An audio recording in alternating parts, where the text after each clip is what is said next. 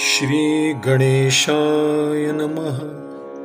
श्री सरस्वती नमः।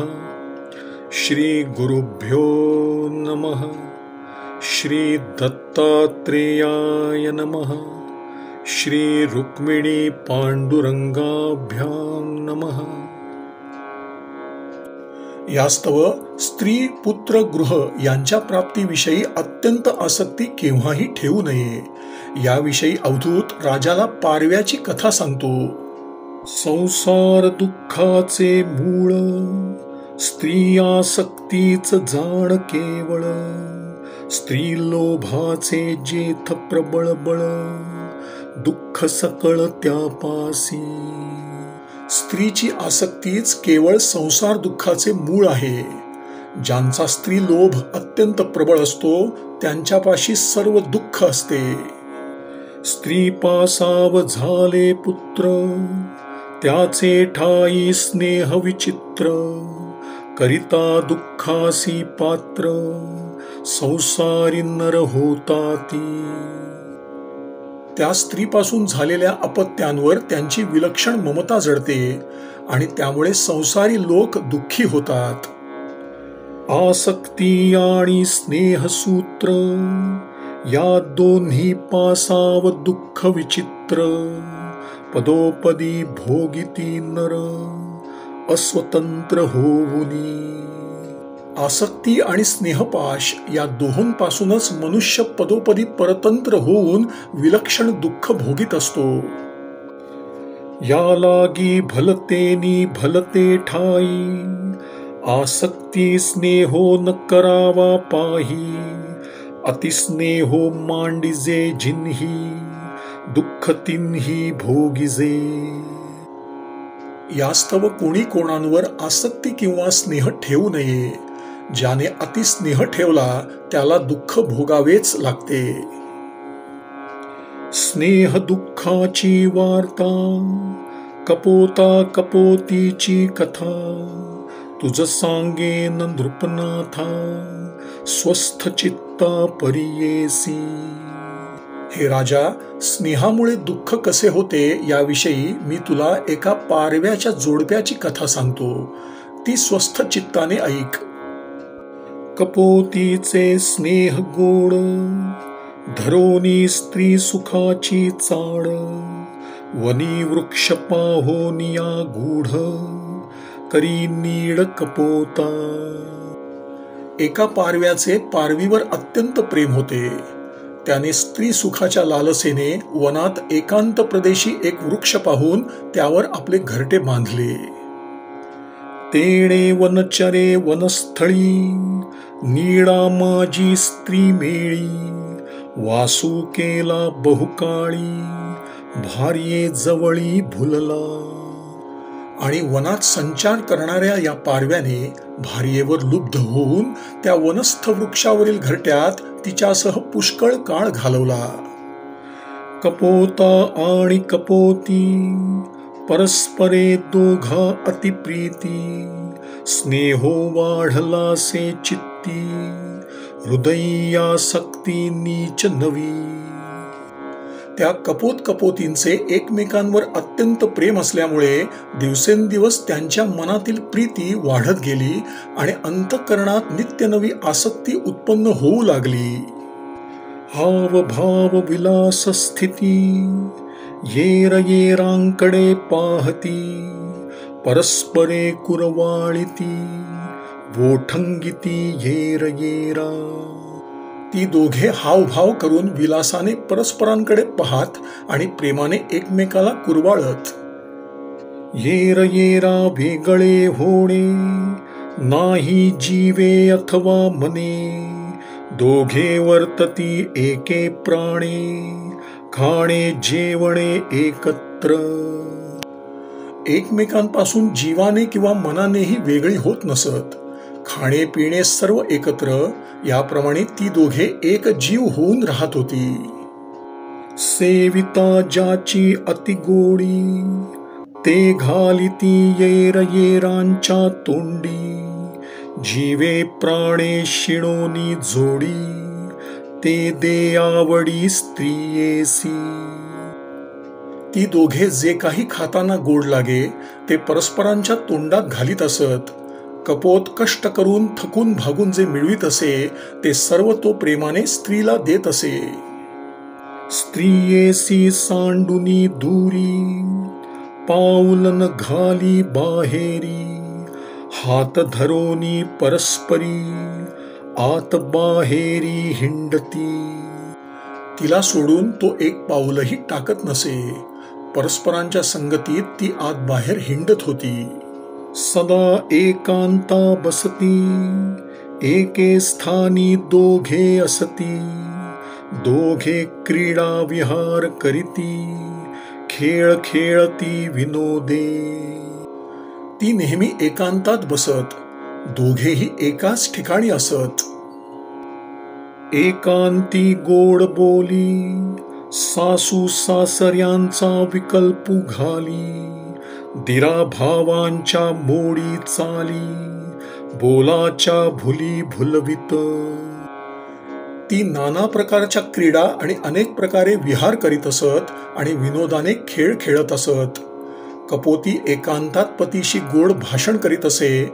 त्याच्या मनात सासू सासऱ्यांविषयी विकल्प उत्पन्न करून दीर जावांच्या रीती मोडून टाकून आपल्या लाघवी भाषणाने त्याला भुरळ घालीत असे. एके आसनी बैसती, येर येरांते टेकती, एके शय्ये निद्रा करीती, अहोराती एकत्र. ती एकाच आसनावर बसत असत, परस्परांना टेकत असत आणि एका शय्येवर निजत असत. याप्रमाणे अहोरात्र ती एकत्र राहत असत. मैथुन सुन सुखाचे निवैभवे, विश्वासोनी जीवे भावे, हिताहित काही नाठवे, गृहिणी गौरवे नाचतू. केवळ स्त्री संग सौख्यातच तो लुब्ध झाला होता. त्याला हित अहित काहीच कळेनासे झाले. गृहिणीचा गौरव करण्यासाठी तो नाचत असे.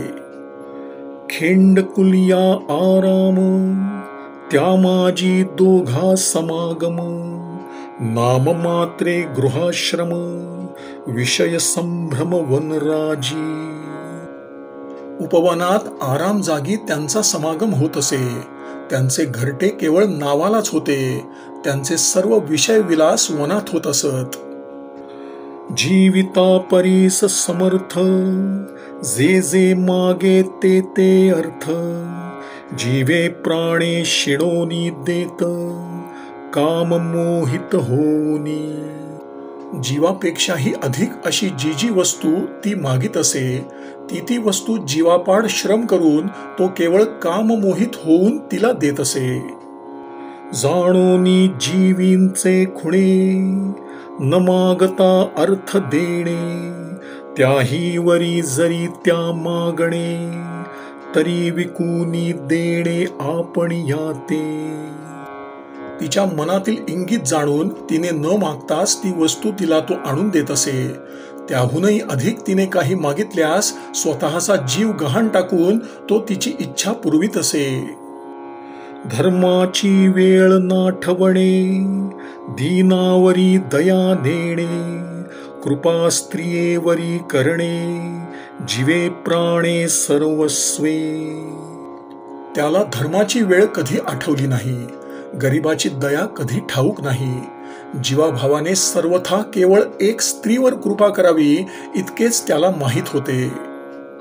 बैसली साकरेवरी माशी, मारिताही नुडे जैशी, तैसा भोगिता विषयांसी, जरा मरणासी नाठवी. साखरेवर बसलेली माशी जशी मारले तरी उडून जात नाही, त्याप्रमाणे विषय भोगापुढे त्याला जन्म मरणांचेही स्मरण राहत नसे. जैशी पूर्वजांची भाक, पाळिती सत्यवादी लोक, तैसा स्त्रियेचेची सुख, पाळी देख सर्वस्वे. ज्याप्रमाणे सत्यवादी लोक आपल्या वाडवडिलांचे वचन पाळतात, त्याप्रमाणे तो स्त्रीचा संतोष सर्वस्वाने राखीत असे. जैसी आत्म उपासकासी एकात्मता होये त्यासी, तैसे स्त्री वाचोनी दृष्टीसी जगी आणिकासी न देखे. आत्मोपासकाला सर्वत्र एकरूप आत्माच जसा दिसतो, त्याप्रमाणे त्याच्या दृष्टीला या जगात स्त्री वाचून दुसरे काही दिसत नसे. आधीची प्रिया पढियंती तेही झाली गर्भवती, जैशी लोभियाचे हाती सापडे अवचिती धनलोहे. आधीच आवडती बायको आणि त्यात ती गर्भवती झाली, मग काय विचारता. लोभ्याच्या हाती जसा अवचित द्रव्याचा ठेवा सापडावा तशी त्याची स्थिती झाली. तैसे तिच्या गर्भाचे कोड अधिकाधिक वाढवी गोड, जैसे मदिरा पिऊनी माकड नाचे तडतड डुल्लतू. तैसे गर्भाचे सोहळे सर्वस्वे पुरवी डोहळे, तिचे लीळे माझी खेळे प्राप्त काळे प्रसूती. तिचे डोहाळे अधिक अधिक वाढू लागले तेव्हा मद्य पिऊन माकड जसे टणाटण उड्या मारून नाचू लागते, त्याप्रमाणे त्याने तिच्या गर्भाचे सोहळे करून सर्वस्व खर्च करून डोहाळे पुरविले. प्रसूतिकाल येईपर्यंत तो तिचे रंजन करीत तिच्याशी खेळत बसला. स्वनीडा आंतवती जाहली अंडा ते प्रसवती, प्रसूती वाधावा सांगती ऐकोनी पती उल्हासे. ती आपल्या प्रसूतीचा काळ आला असता घरट्यात अंडी प्रसवली. ती प्रसूत झाल्याची वार्ता ऐकून पतीला फार उल्हास वाटला. अघटित घटी हरीची माया अलक्ष लक्षेना ब्रह्मया, अवेव अंडा माझी तया देव माया रचियेले. हरीची माया अघटित आहे, ती अगम्य असल्यामुळे ब्रह्मदेवालाही कळत नाही. त्याच देवमायेने त्या अंड्यांमध्ये अवयव रचले.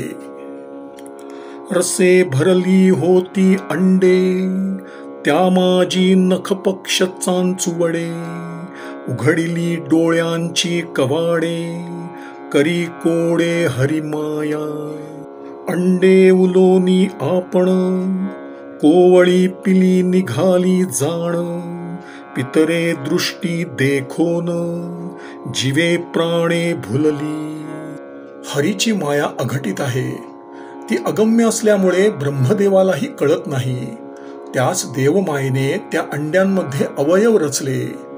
जी अंडी रसाने भरलेली होती त्यात हरीच्या मायेने नख, पंख, चोच, डोळ्यांच्या पापण्या उत्पन्न करून मोठा चमत्कार दाखवला. ती अंडी आपणच फुटून त्यातून कोमल पिले बाहेर पडली. ती दृष्टीस पडताच माता पित्यांचा जीव अगदी भाळून गेला. अत्यंत कोवळी बाळे दोघे जणे पुत्र वत्सले, शांतविती मंजुळे अतिस्नेहाळे प्रजांसी. ती पिले कोमल होती. अपत्य वात्सल्याने ती दोघे मंजूळ स्वराने पिलांचे सांत्वन करीत असत. जे समयी जैसे लक्षण तैसे प्रजांचे पोषण, अंगे करिता ती आपण दोघे जण मिळोनी. ज्या ज्या वेळी जे जे योग्य असेल त्यांनी ती दोघे त्यांचे पोषण करीत असत. गोड गोजिरे बोल ऐकोनी दोघा येती डोल, धावोनिया वेळो वेळ निंबलोण उतरिती. त्यांचेनी आलिंगन चुंबने मृदू मंजुळ कलभाषणे, दो पक्षांचेनी स्पर्शने दोघे जणे निवताती. त्या पिलांचे आलिंगन, चुंबन, मधुर बोबडे बोल, दोन्ही मऊ पंखांचा स्पर्श यांच्या योगाने ती उभयता तृप्त होत असत. माता पिता दोघे बैसती सन्मुख अपत्ये धावती, लोल वक्र विलोकिती वेगे दाविती येर येरा. माता आणि पिता अशी दोघे बसली असता ती पिले त्यांच्या पुढे धावत येत आणि चोचीत चोच घालून एकमेकांवर प्रेम दाखवीत. मग देवोनिया खेवे, दूरी जाती मुग्ध भावे, तेथून घेऊन या धावे, वेगे यावे तयांपासी. आणि आलिंगून बालिशपणाने दूर जात पुन्हा तेथून धावत येऊन पुन्हा त्यांच्यापाशी धावत येत असत. माय बापांच्या पाखोव्यापासी, हीन दीनता नाही बाळासी, जे जन्मोनी त्यांचे कुशी, त्या दोघांसी सभाग्यता. आईबापांच्या आश्रयाखाली वाढणाऱ्या मुलांना कधी हीन दीनपणा नसतो. अशी मुले आपल्या पोटी आली म्हणून त्यांना मोठी धन्यता वाटत असते. लाडीकी लळे वाडे बाळे, लाडे कोडे पुरविती लळे, देखोनी निवती दिठी डोळे, स्नेह आगळे येर येरा. ती पिले त्यांची फार लाडकी असल्यामुळे ती त्यांचे कोड कौतुक मोठ्या प्रेमाने पुरवीत असत. त्यांना पाहून त्यांच्या डोळ्यांचे पारणे फिटत असे. परस्परांवर त्यांचे अधिक प्रेम होते. ऐसी खेळता देखोनी बाळे, दोघे धावती एके वेळे, उचलूनिया स्नेह बळे, मुख कोवळे चुंबिती. ती पिले खेळत असलेली पाहून ती उभयता एकाच वेळी धावून जात आणि प्रेमभराने त्यांना उचलून घेऊन त्यांच्या कोमल मुखांचे चुंबन घेत असत. अजाची जे अजा माया, त्या कैसी भुलवी गाराया, अन्योन्य स्नेह बांधोनी हृदया, पिली पोसावया उद्यत. हे राजा, अज परमात्म्याची ती जन्मरहित माया त्या दोघांना कशी भुलवीत होती पहा. अंतःकरणातील परस्परांवरील प्रेमबंधनाने ती दोघे त्या पिलांचे पोषण करण्यात तत्पर असत. स्त्री पुत्रांचा मोह गहन, त्यांचे करावया पोषण, चिंतातूर अतिदीन, करी भ्रमण अन्नार्थ. स्त्री आणि अपत्ये यावरील ममता मोठी विलक्षण आहे. त्यांचे पोषण करण्यासाठी चिंताक्रांत आणि अतिदीन होऊन कपोत अन्नासाठी दाही दिशांमध्ये भ्रमण करीत असे.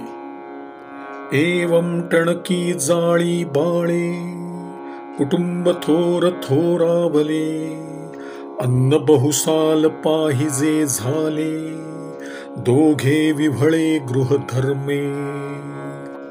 या प्रकारे ती पिले मोठी बळकट झाली. कुटुंब जसे वाढत चालले तसे अन्नही पुष्कळ लागू लागले. तेव्हा ती दोघे प्रपंचाच्या काळजीत चूर झाली. या परी कुटुंब वत्सले, पुत्र स्नेहे स्नेहाळे, दोघे जणे एके वेळे, अन्न बहुकाळे अर्थिती. अशा रीतीने कुटुंब वत्सलतेने आणि पुत्रस्नेहाने ती दोघेही पुष्कळ वेळ बाहेर राहून अन्न मिळवून आणू लागली. सहसा मिळेना अन्न, या लागी हिंडती वनोपवन, बहुसाल श्रमताही जाण, पूर्ण पोषण मिळेना. सहज अन्न मिळेना तेव्हा ती रानोरान हिंडून अविश्रांत श्रम करू लागली, तरीही पुरेसे भक्ष्य मिळेना. बहुसाल मिळवूनी चारा, दोघे जणे जाऊ घरा, मग आपुल्या लेकुरा, नाना उपचारा प्रतिपाळू. ऐस ऐशिया वासना, मेळवावया अन्ना, दोघे जणे नाना स्थाना, वना उपवना हिंडती. पुष्कळसा चारा मिळवून आपल्या घरट्यात जाऊ आणि आपल्या पिलांना ते भक्ष्य देऊन त्यांचे अनेक प्रकारे पोषण करू, अशा मनोराज्याने अन्न मिळवण्यासाठी ती दोघे अनेक ठिकाणी वनात आणि उपवनात हिंडत असत. माता पिता गेली दूरी, उडती पिले नीडा भीतरी, क्षुधेने पीडिली भारी, निघाली बाहेरी अदृष्टे. याप्रमाणे माता पिता दूर गेली असता एकदा ती पिले भुकेने व्याकुळ होऊन दैवयोगाने आपल्या घरट्यातून बाहेर पडली. तेवनी कोणी एक लुब्धक, पक्षीबंधनी अतिसाधक, तेडे ते कपोत बाळक, अदृष्टे देख देखिले. तेडे पसरोनिया काळ जाळे, पाशी बांधिली ती बाळे, कपोत कपोतींचे वेळे, राखत केवळे राहिला. त्या वनात कोणी एक पक्षी धरण्यात निष्णात असलेला पारधी आला. त्याने ही कपोताची पिले अकस्मात पाहिली. त्याबरोबर त्याने आपले काळ जाळे पसरून ती पिले फासात अडकवली आणि तो कपोत कपोतीची वाट पाहत बसला. बाळकांच्या अतिप्रीती, कपोता आणि कपोती, चारा घेऊन येती, नीडा प्रती लवला हे. पिलांवरील उत्कट प्रेमामुळे कपोत आणि कपोती चारा घेऊन लवकरच घरट्याकडे परतली. स्त्री सुखाची आसक्ती, तेची वाढत्या दुःखाची सूती, स्त्री संगे दुःख प्राप्ती, सांगो किती अनिवार. स्त्री सुखाची आसक्ती हेच वाढत्या दुःखाचे मूळ आहे. स्त्री संगाने केवढे अनिवार्य दुःख भोगावे लागते ते काय सांगावे. पुरुषासी द्यावया दुःख, स्त्री संगूची आवश्यक, पुत्र पौत्र द्वारा देख, नाना दुःख भोगवी. पुरुषाला दुःख द्यावयास स्त्री संगच कारण आहे. त्यामुळे पुत्र नातू इत्यादिकांच्या द्वारा त्याला नाना प्रकारची दुःखे भोगावी लागतात. तव काळ जाळी एके वेळे, कपोती बांधली देखे बाळे, तोंड घेऊनी पिटी कपाळे, आक्रोशे लोळे दुःखित. तेव्हा कपोतीने आपली पिले काळरूपी जाळ्यात अडकलेली पाहून ती ओरडून कपाळ आपटू लागली, आक्रोश करून गडबडा लोळू लागली. बाळे चरफडीता देखे जाळी, आक्रंदोनी दे आरोळी, बाळा सम्मुख धावे वेळोवेळी, दुःखे तळमळी दुःखित. जाळ्यात आपली बाळे तडफडत आहेत हे पाहून मोठ्याने ओरडून त्यांना हाका मारून आकांत करू लागली. बाळांच्या जवळ वरचेवर धावू लागली आणि दुःखाने विव्हळ होऊन तळमळू लागली. दुःख द्यावया भ्रातारासी, आक्रदे कपोती चालिली कैसी, शतगुणे स्नेहो वाढला तिसी, मृतपुत्रांसी देखोनी.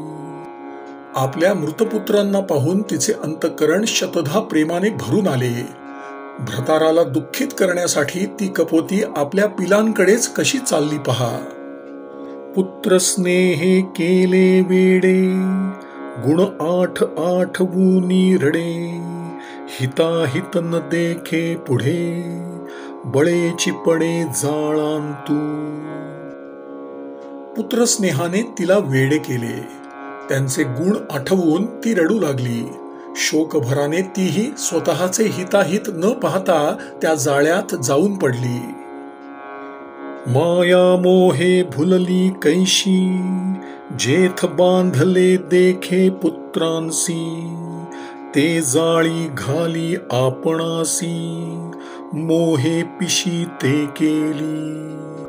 मायामोह कशी भुरळ पाडतो पहा.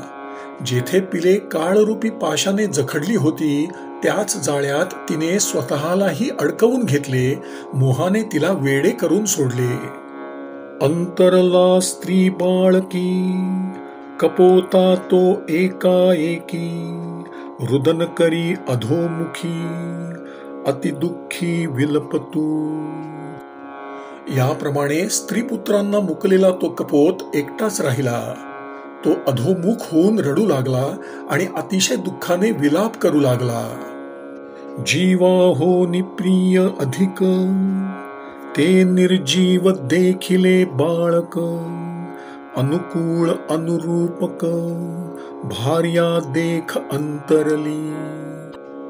प्राणाहूनही प्रिय असलेली ती पिले गतप्राण होऊन पडलेली त्याने पाहिली आणि अनुकूल आणि अनुरूप अशी भार्याही अंतरलेली त्याने पाहिली. धर्म अर्थ आणि काम, या तिहींचा आश्रयो गृहाश्रम, तो भंगला मी अनाश्रम, अतृप्त काम सांडूनी. पूर्व पापाचा आवर्तू, मज सांडूनी अकृतार्थू, माझा कामू नव्हता तृप्तू, धर्म कामार्थू भंगला. धर्म अर्थ आणि काम या तिहींचा आश्रय गृहस्थाश्रम आहे, तो मोडला.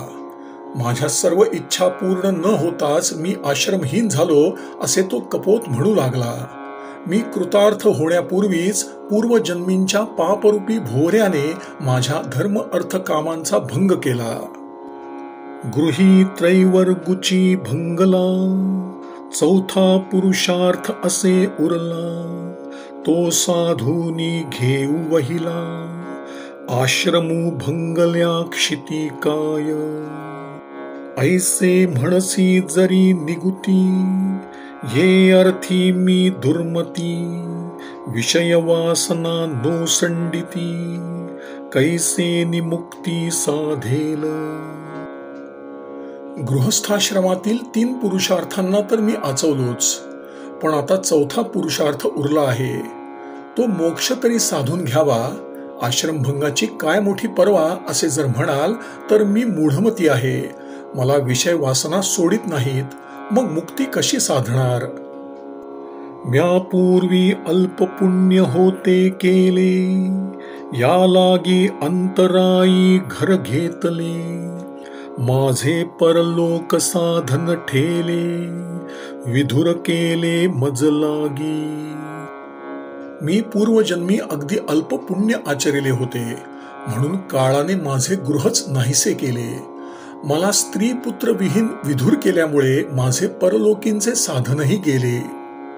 हो का गृही असता गृहस्था, काय परलोक साधे समजता, इतरांची असो कथा, मज साधनता तब होती. गृहस्थाश्रमात असलेल्या सर्वच गृहस्थांना काय परलोक साधतो असे जर म्हणाल तर इतरांची गोष्ट राहो, मला मात्र ते साधन यावेळी होते. स्त्री पुरुषांची चित्तवृत्ती, अनुकूल वर्ते धर्म प्रवृत्ती, तरीच परलोक साधिती, इतरा प्राप्ती ते नाही. स्त्री पुरुषांची मनोवृत्ती परस्परास अनुकूल असून त्यांची धर्माकडे जर प्रवृत्ती असेल तरच त्यांना परलोक साधता येईल, इतरांना तो प्राप्त होत नाही. एकांच्या भार्या त्या तोंडाळा, एकांच्या त्या बहुबोढाळा, एकांच्या त्या अतिचांडाळा, एकी दुःशिला दुर्भगा. एकीचा तो क्रोध गाढा, एकी अत्यंत खादाडा, एकी सोलिती दात दाढा, आरिसा पुढा मांडुनी. एकी वोंगळा आळसिणी, एकी त्या महाडाकिनी, एकी सुकुमार विलासिनी, बरवेपणी गर्वित. कोणाची भार्या तोंडाळ असते, कोणाची आळशी असते, कोणाची अत्यंत लोभी, कोणाची अतिशय दुष्ट शीलभ्रष्ट, तर कोणाची कजाग असते. एखादी अत्यंत क्रोधी तर कोणी अति खादाड असते. कोणी आरसा पुढे ठेवून दात विचकीत बसते, तर काही अति गलिच्छ, आळशी आणि महाकैदाशिणी असतात. एखादी नाजूक, विलासी आणि आपल्या सौंदर्याच्या गर्वातच असते. तैशी नव्हे माझी पत्नी, सदा अनुकूळ मज लागुनी. मजसी वर्ते अनुरूपपणी, धर्मपत्नी धार्मिक. माझी स्त्री मात्र अशापैकी नव्हती. ती नेहमी मला अनुकूल असे.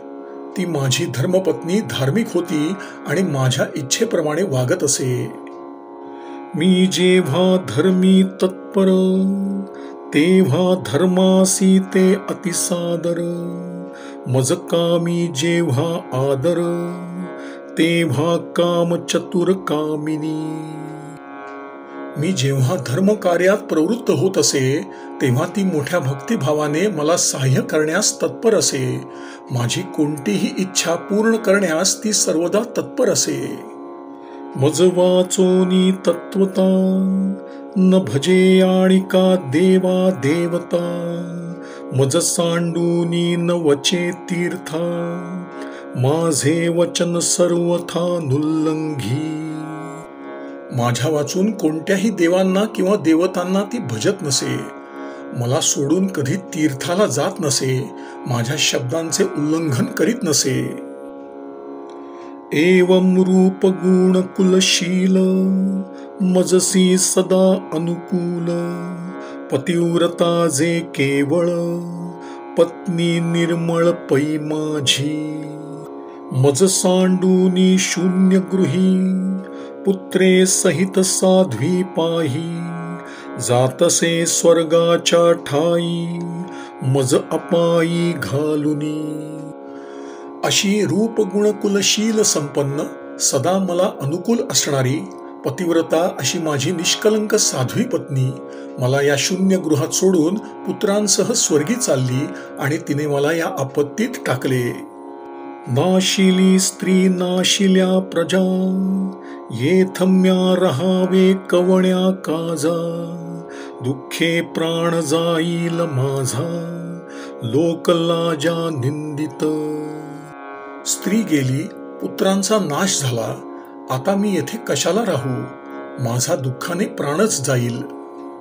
एवढे अंगी वाजले दुःख, काय लौकिकी दाखवू मुख. भंगले संसाराचे सुख, जिता मूर्ख म्हणतील. माझ्यावर एवढे मोठे दुःख कोसळले असता मी लोकांना तोंड कसे दाखवू. सर्व संसार सुखाचा नाश झाला.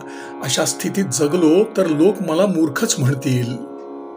जळो विधुराचे जिणे, सदा निंद्य लाजिरवाणे. नये श्राद्धींचे आवतणे, सदा वसणे एकाकी. जळो ते विधुराचे जीवित, ते सदा निंद्य आणि लाजिरवाणे आहे.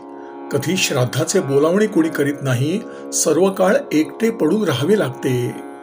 ऐसे निवसता ये लोकी, शून्य गृही एकाकी. धडगोड न मिळे मुखी, परम दुःखी मी होईन. अशा प्रकारे जर मी या जगात राहिलो तर माझ्या ओसाड घरट्यात मलाही एकटे राहावे लागणार. कधी काही तोंडात गोडधोड पडण्याचीही आशा नको. त्यामुळे मी अधिक दुःखी मात्र होईन. ऐसे बोलोनी केले काये, मृत स्त्री पुत्रांकडे पाहे.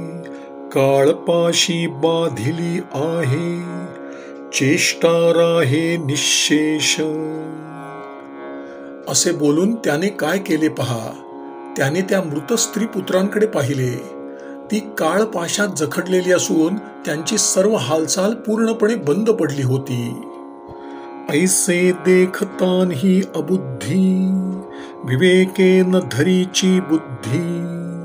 आपण जाऊनी त्रिशुद्धी, जाळामधी पडियेला.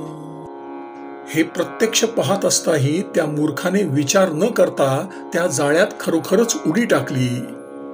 मेल्या मागे मरणे, देखो हेची सर्वांसी करणे, परी जन्म मृत्यू निवारणे, हा स्वार्थू कवणे न धरिजे.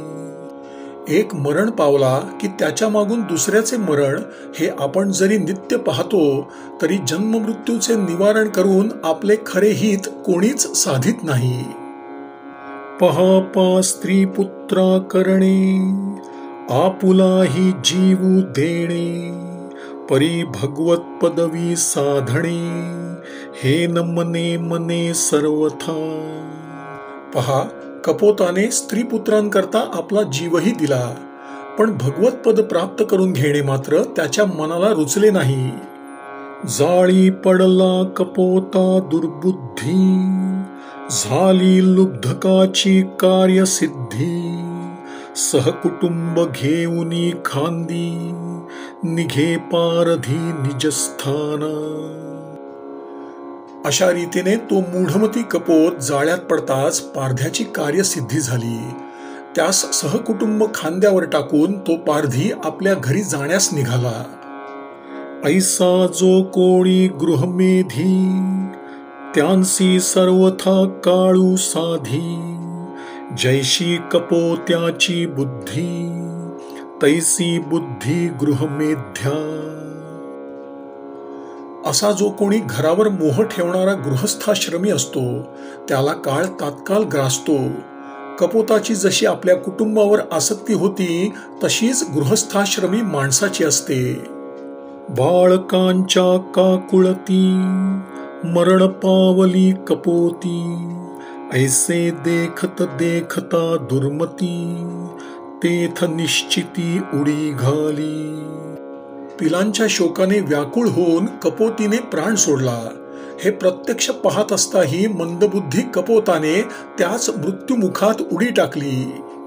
या परी तो कपोता, कुटुंबाची मेधा वाहता, मरण पावला सर्वथा, विवेकू चित्तान धरीची. याप्रमाणे तो कपोत कुटुंबावर आसक्ती ठेवून स्वतःच्या प्राणास मुकला. त्याने मनात यत्किंचितही विवेक केला नाही. ऐसा कुटुंबी गृहस्थू, कुटुंब पोषणी आसक्तू, विषय वासना अशांतू, पावे घातू सकुटुंब. या प्रकारे कुटुंबी गृहस्थ कुटुंब पोषणात आसक्त झाला असता त्याच्या विषय वासना अतृप्त राहून शेवटी कुटुंबासह नाश पावतो. गृहासक्ती गृहाश्रमू, तो केवळ द्वंद्वाचा आरामू, कपोत्या ऐसा पडे भ्रमू, वृथा जन्मू दवडावा. गृहासक्ती आणि गृहस्थाश्रम हे केवळ द्वंद्वाचे आगर आहे. त्यामुळे गृहस्थाला कपोतासारखी भ्रांती पडते, पण त्याने त्याच्यासारखा आपला जन्म व्यर्थ दवडू नये. श्रीराम श्रीराम श्रीराम श्रीराम श्रीराम श्रीराम श्रीराम श्रीराम श्रीराम. श्री सद्गुरु चरणार्पणमस्तु.